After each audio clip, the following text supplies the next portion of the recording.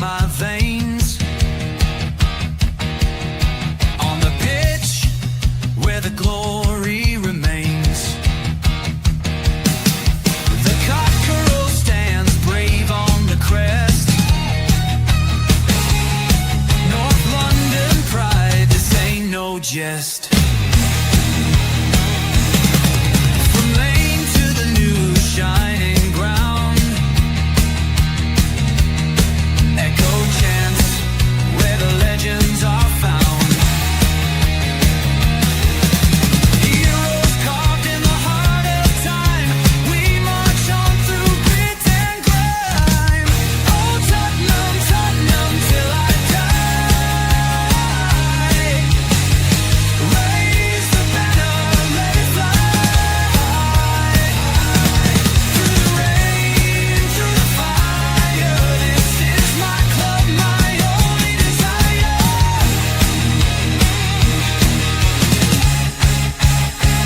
Oh Tottenham, Tottenham till I die. Raise the banner, let it fly. Through the rain, through the fire, this is my club, my only desire. Echoes of King and Greaves in the air. Every goal, the sound declares.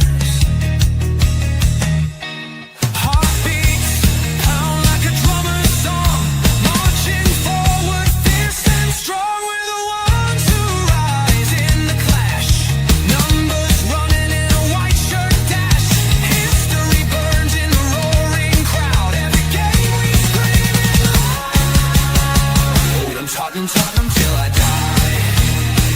Raise the banner, let it fly. Through the rain, through the fire, this is my club, my only desire.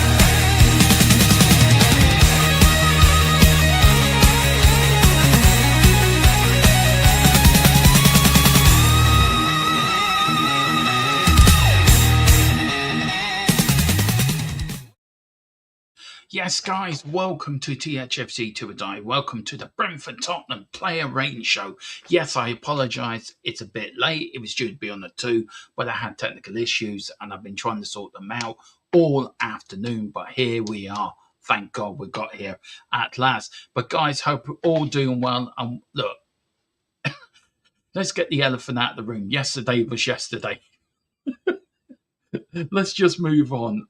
It was a really bad performance. I have to say, to be fair, look, I've seen a lot worse starts than yesterday. I've seen starts like yesterday before. We've gone to places and we've just not turned up on the opening day and we've got rolled over. I've seen opening days when we've totally won big and massive. And we know there's glaring issues at the club. We know that the front three doesn't work. We know we've got a new defence, a new midfield, and maybe did De Zerbi get it all right? Maybe he should have started with a different midfield three. But look, in all that's said and done, Brentford were the far better side, and fair play to them. They won. Well done. They were better than us. We move on. And as I was doing the watch along yesterday, 41 minutes before the first De Zerbi out comment came in. And I'm just thinking, are we mad? Are we absolutely gone off our rocker that after 41 minutes, it's the manager's fault? Well, we're not even started this new project or this rebuild. We're still going to buy more players in. We know Savinho's going to come in the door. We think Omar's going to come in the door as well. Well, we don't know because Anderson did get out injured today. But for what I'm still hearing, it's still going to happen. Newcastle have just gone 1-0 up against Liverpool, by the way, after 4 minutes, just to give you an update on that. And I'm really pleased for them as well. It's ridiculous that the meltdown I've seen. It's the overreaction for me has been unbelievable, and I just don't get it. I get it. We're all angry with the performance yesterday, but it's day one. It's not day 38. And I've seen comments like, "Oh, we're going to finish 17th again. Oh, play that. We're going to get relegated." Well, Aston Villa got beat 4-0 at home to to Brighton today.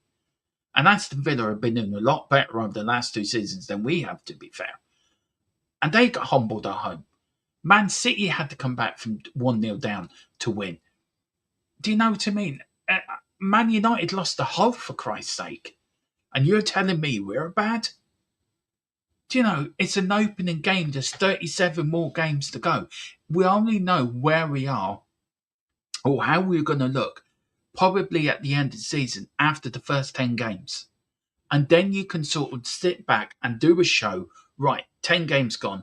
This is where we are.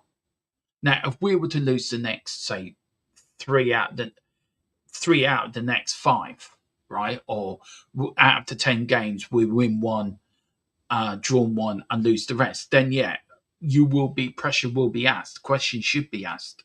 What is happening? But it's only one game. And even Villa losing 4-0 at home today. Emery's been there a lot longer than De Zerbi's been at Tottenham. They've been fighting. They won the Europa League last season.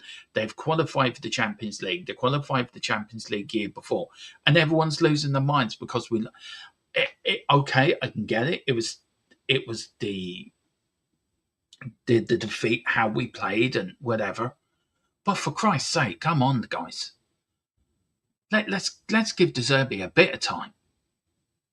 And I'm saying this because I'm absolutely gobsmacked by what I've seen. Yeah, I get everyone's angry. I'm as much pissed off last night with Spurs' performance yesterday than you are. But on the cold light of day, it's only day one. Any team can win and lose. Football, any team can win and lose. It's the manner how you lost. As I said, Villa lost 4-0 at home today. I'm sure Villa fans are having meltdowns now. It's a bit of an overreaction, calling for De Zerbi. Some people calling for De Zerbi to go. And laying the blame on Archie Gray, laying the blame on Bergville as well. Do you know, we're very quick at tearing people down, our fan base, and tearing managers down and tearing. If we won yesterday, everything would have been rosy.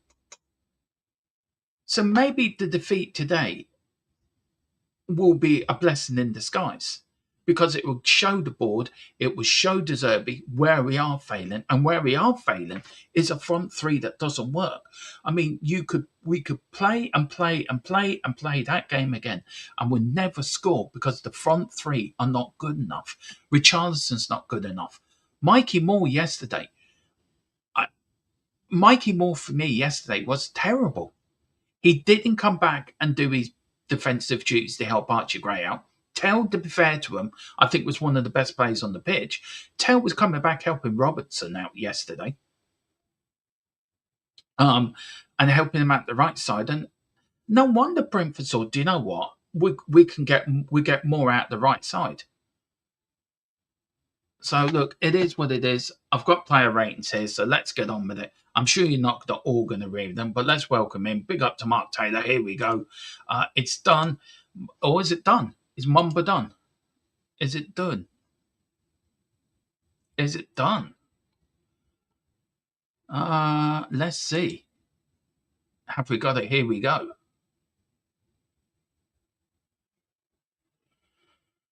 Or you just all having me on?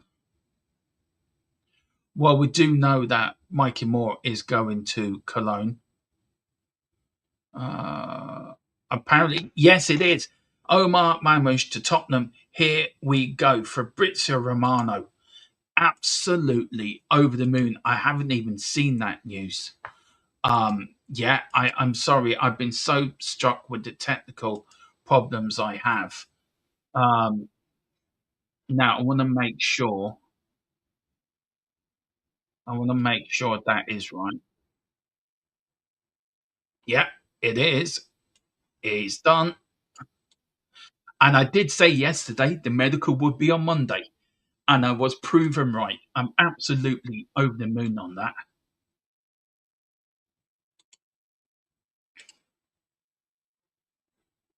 Absolutely over the moon. So, so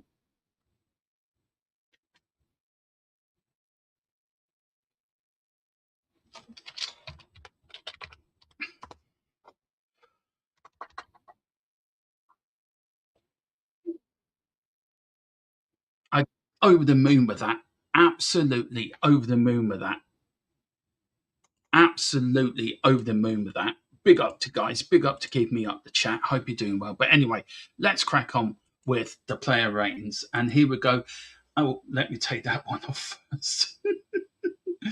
No, here he is. And here is the first one. And this is where I am going, guys, as well.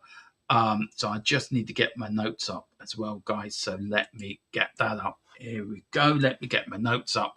And here we go. So I've given Kingsley a 5. He couldn't really do much about the first goal, to be fair to him.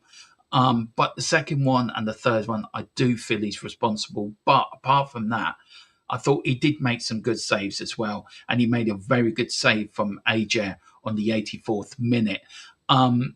Look, Kingsley is our number one, so we're going to have to keep faith with him. I think he's better. He's more assured than Vicario, but I do feel the second one where I felt if he panned it to the left, to the right side of him, I think that would have been better. But the way he was set up, he panned it to the left. But where was the defender? Where was the defenders coming in? And it left the Brentford there all on his own. He couldn't do anything for the first goal, to be fair. They just got us open like a sweat army knife. So look, for me, 5-4. 5 for Vicario. Next on my hit list is Archie Gray. I've given him a 4, captain of the day, Tottenham's youngest captain as well, the youngest captain in the club's history. Potter stepped off him and Van der Beek for the early goal. It was a hard day for him, to be fair. But he had a couple of good defensive moments, but otherwise, was he the worst out there? I don't think he was the worst out there.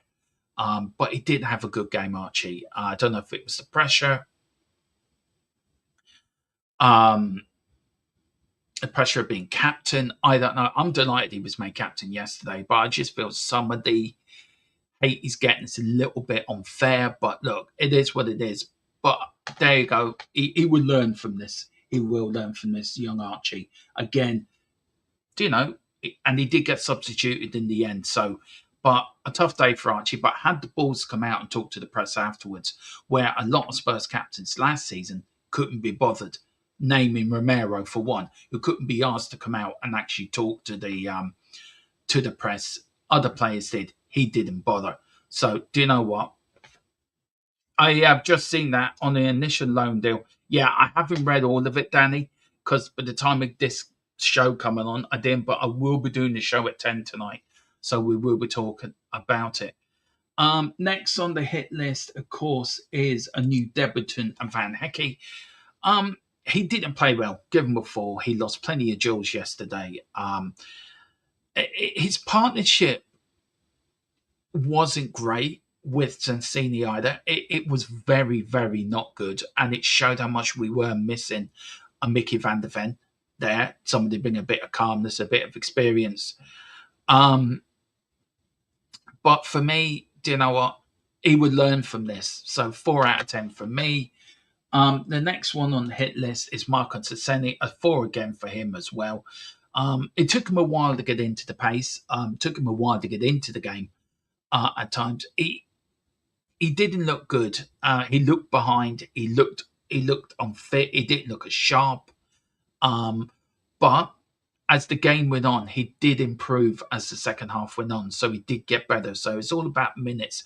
But I will touch on to what De Zerbi said in the press conference. It's very worrying that he did come out and said, for me, that these players weren't ready after the Hoffenheim game. That is extremely worrying. Extremely, extremely worrying for me. But yeah, not great as well. Andy Robinson for me. So let me bring it up. That's Sensini. Hang on. Why is this going wrong? So we've got that. Why is this going wrong now? There we go. There's Andy Robinson. I've given him a 5. I think he was the best part of the Spurs defence yesterday. Got down the left wing, put a few good crosses in. He put a great ball in for Moore in the second half, which should have brought a goal, to be fair. Because I can, and that's how I see the game, Paul. Everyone's different. Everyone sees that. I'm not getting on board with this hate train. I'm giving it a balanced view how I see the game. I respect your decision. This is why sometimes I don't like doing these play ratings, because I get so much grief for doing it. But just how I see it and how I see the game, and I've watched the game again, and I give it an impartial view. So, and I write down my notes how I feel. But I thought Andy Robertson did have a good game yesterday. He was the best part of the Spurs defence. He did head on an early Brentford free kick. Over he gave away, which hit his own crossbar earlier on, but he did put a good ball in for Moore in the second half, which Moore really should have scored. Anyone else, I think that would have been a goal. So for me, he gets a 5 from me. Next up should be, let me see now. Next up should be, hang on, this isn't working. So hang on. Let's work this out now. So that should work. I'm learning. This is new for me. This is a new thing for me now. I'm using this year. It isn't working. Oh dear. I love it. Oh, we go. Right, we'll go to Tonali next. Well, I actually will find Lucas Burfield because he is next on my list. Anyway, it doesn't matter. I'm going to give out. I'm going to give up. I will work on this. I'm giving Lucas Burfield a 5. Look, a 3. I'm giving Bergville a 3. I thought he was poor yesterday. I really did. I thought he looked lost out there. He looked like a debutant that didn't fit the Premier League. Either his head's been turned because or whatever, but he just did not look the player that he can be. So for me, he gets a 3. Sandro Tonali, for me, gets a 4.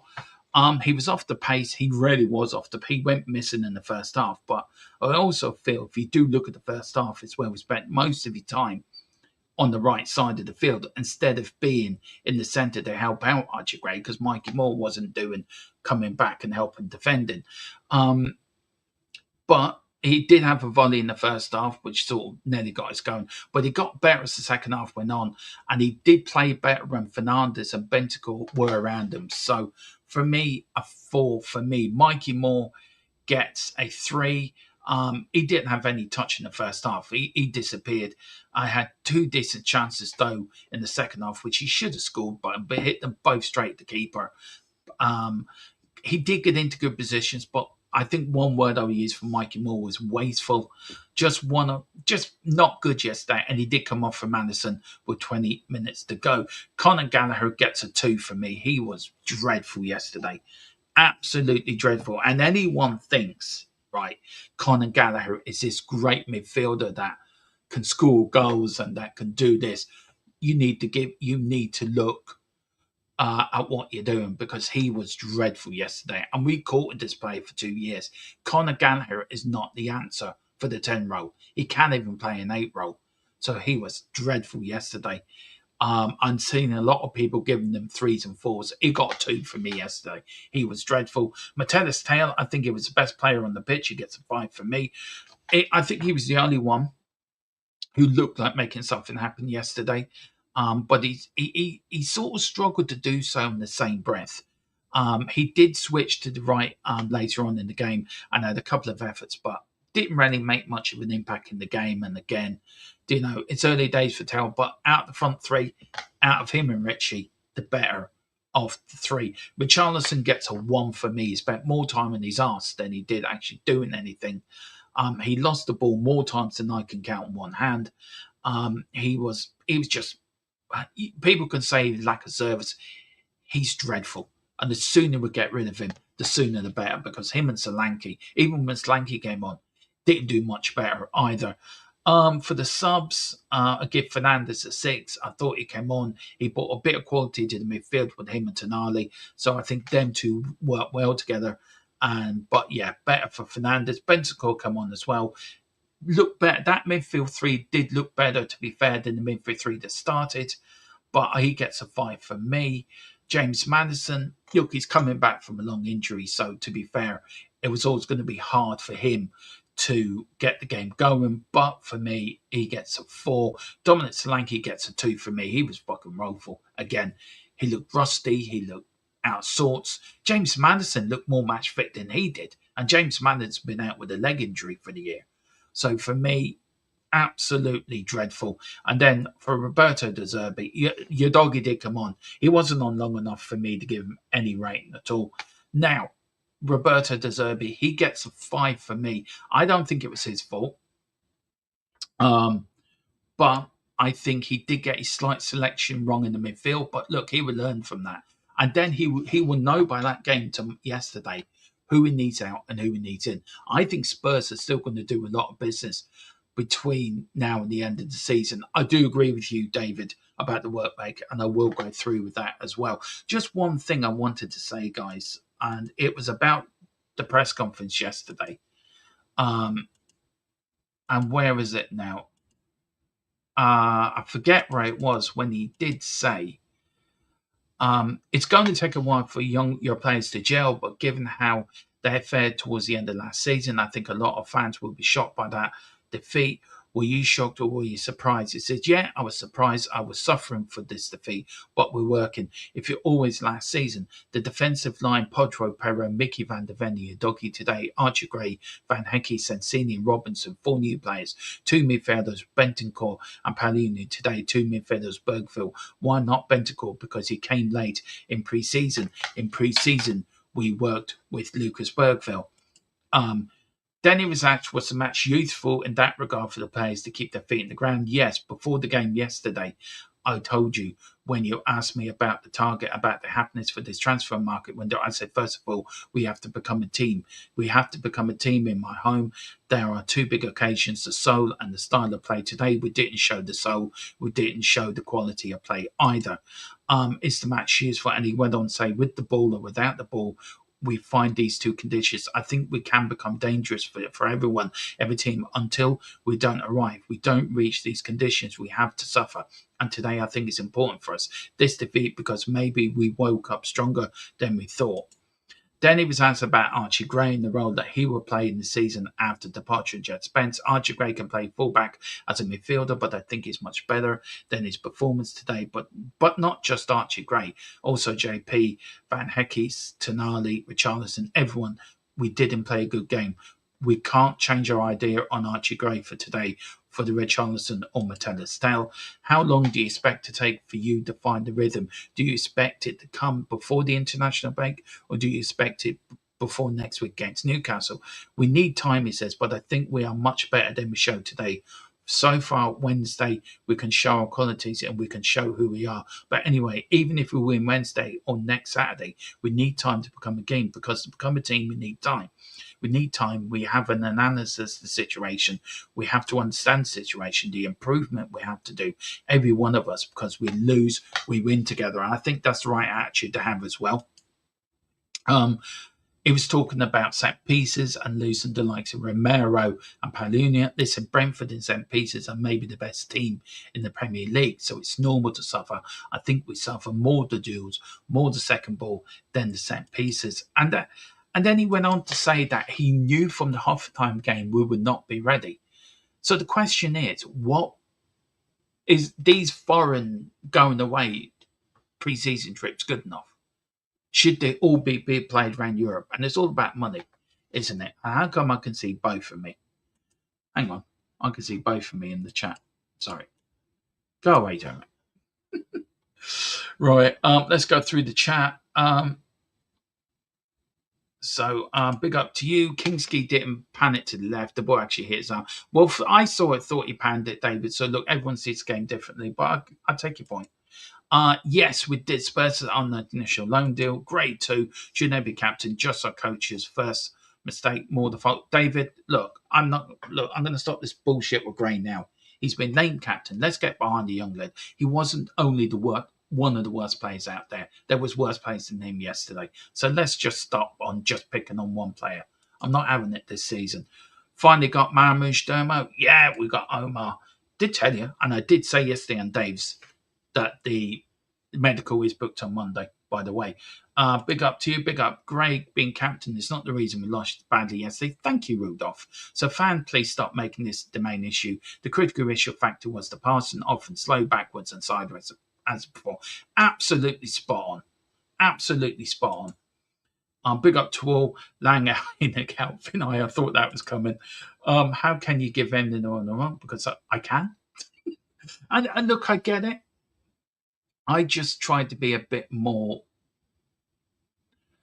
I just tried to be a bit more diplomatic, or not. I just tried to be a bit more sensible and tried to take my emotion out of it and tried to do it without emotion. Because if you do it with emotion, you give everyone a one. I tried to do it without emotion. I tried to do it from looking from the outside in, and I had to give my own view on it. If I was just to give everyone a one, then that's just me following everybody else. And I don't follow everyone else. I do it how I see it. And you can agree, you can disagree with me. I wish you would. And I hope you do. And I don't mind you putting in, but it's just I do it how I see it. How I see it through my own eyes. But if you think they all deserve a one, Paul, that's your opinion. I respect you for that. Big up. David says Robinson 5 only because Tell helped him, whereas Moore never. That's what I said yesterday, David, and you heard me saying it. Moore never helped Gray out at all. Tonali, yeah, I did see it, Carl. 50 million. Man City, which further agreed, Man City. So, oh, here we go. Vermont done. Initial loan buy clause has become mandatory under certain conditions. 50 million. Bergville 2, totally agree. Totally agree. Moore 3, not up to it. Totally agree. 5, only because of work rate, totally agree. Totally agree. Totally agree. So he said Brentford are the best team in the Premier League, so he didn't play a dominant player in the area about that being Danso. Yeah, I would have played Danso yesterday. Yes, we've got Omar. Woohoo! Our midfield was terrible. It's only one game. Exactly, Stephen. It's only one game. Everyone's losing their heads. It's only one game, for Christ's sake. Good afternoon, folks. Hope you're all well. Big up, Lorraine. Who cares if Ray was unplayed? The points creation, no one should never be. I don't agree with you. Totally disagree with you 100%. Totally disagree with you 100%. He is a future captain. What if he's big enough? And he was one of the few players last week, David, right, that actually stood up last season when some of the other senior players couldn't be bothered to. He did. So him being captain, fine by me. He's fifth captain anyway. So when's he going to wear the captain's armband? Once every less all 5 in front of him are out. He's not going to be there, but he should be in the leadership group, and rightly so. What's the crack with Savinho? That's a here we go as well, Wayne. We've got Omar and Savinho coming in. Yeah, I did see that. Well, guys, I'm going to leave it there. I'm on with Steve in an hour. So join me and Steve over on Stateside Footy for soccer. It's not football. It's not soccer. It's football podcast.